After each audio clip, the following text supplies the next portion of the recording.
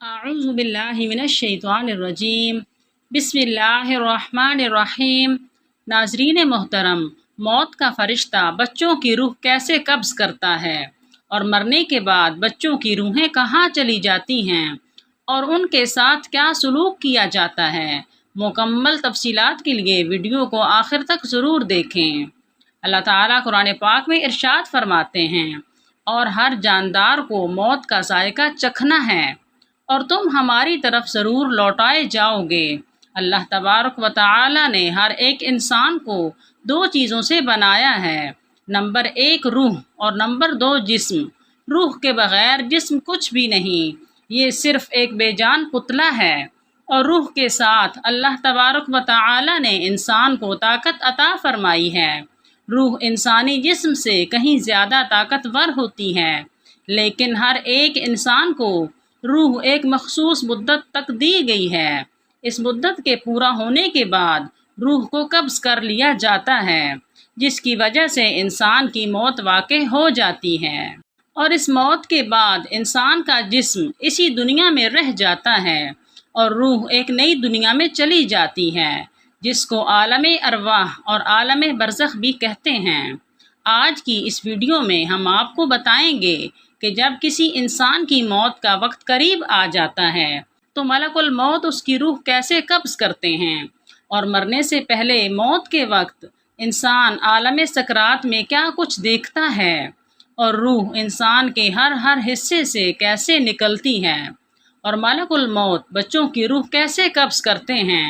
اور مرنے کے بعد بچوں کی روحیں کہاں چلی جاتی ہیں اور ان کے ساتھ کیا سلوک کیا جاتا ہے۔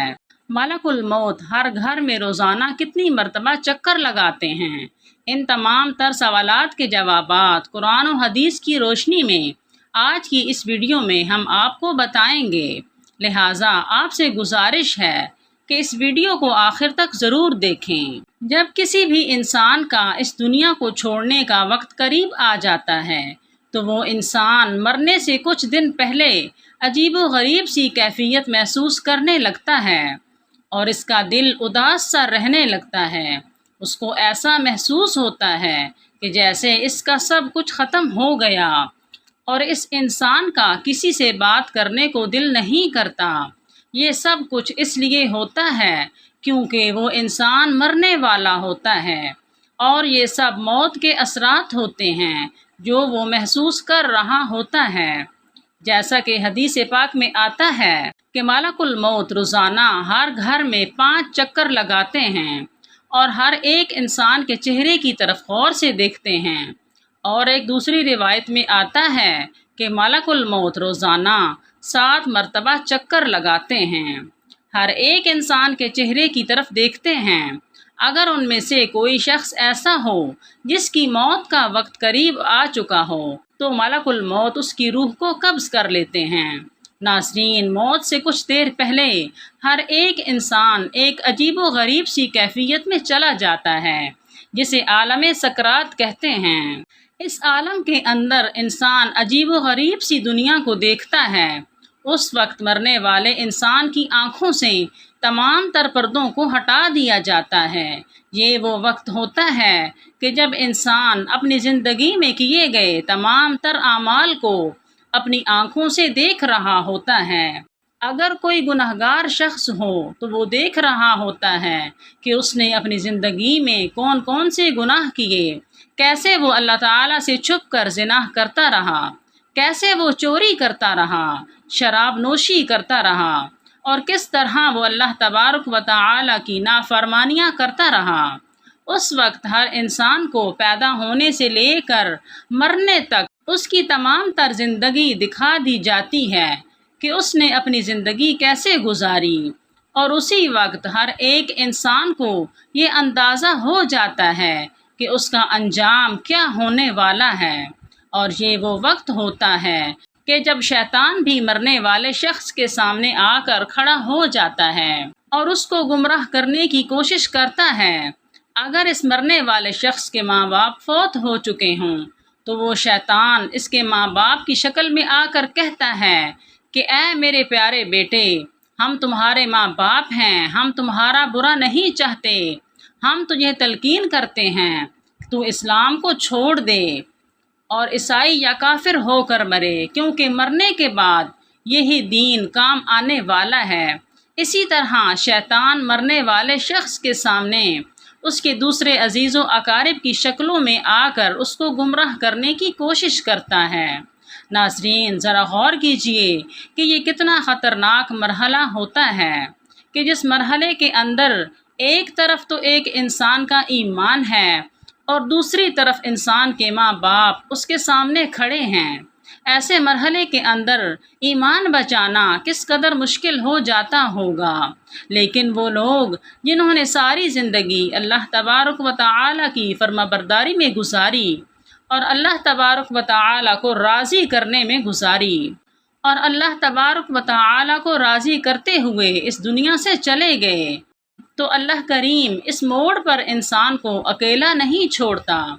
اور اپنے بندے کی مدد کرتا ہے اور اس کو ایمان پر ثابت قدمی عطا فرماتا ہے۔ اور اگر کوئی ایسا شخص ہو زندگی اللہ تبارک و تعالی کی نافرمانیاں اور اللہ تبارک و تعالی کو ناراض کرتے ہوئے اس دنیا سے چلا گیا، تو اس وقت وہ شخص کافر ہو کر مرتا ہے اور ہمیشہ کے لیے جہنم میں چلا جاتا ہے۔ ناظرین، عالم سکرات کے بعد انسان کی روح نکلنے کا مرحلہ شروع ہو جاتا ہے۔ اس مرحلے کے اندر ملک الموت انسان کی روح قبض کرتے ہیں۔ کچھ لوگ ایسے ہوتے ہیں جن کی روح پل بھر میں قبض کر لی جاتی ہے اور کچھ لوگ ایسے ہوتے ہیں جن کی روح تڑپا تڑپا کر نکالی جاتی ہے۔ روح کا قبض ہونا انسان کے اعمال کے مطابق ہوتا ہے۔ اگر کوئی نیک انسان ہوتا ہے تو اس کی روح آسانی کے ساتھ قبض کی جاتی ہے، اور اگر کوئی برا انسان ہوتا ہے تو اس کی روح سختی کے ساتھ قبض کی جاتی ہے۔ جیسا کہ حدیث پاک میں آتا ہے کہ ایک دن حضرت عمر رضی اللہ تعالی عنہ نے حضرت کعب بن احبار رضی اللہ تعالی عنہ سے فرمایا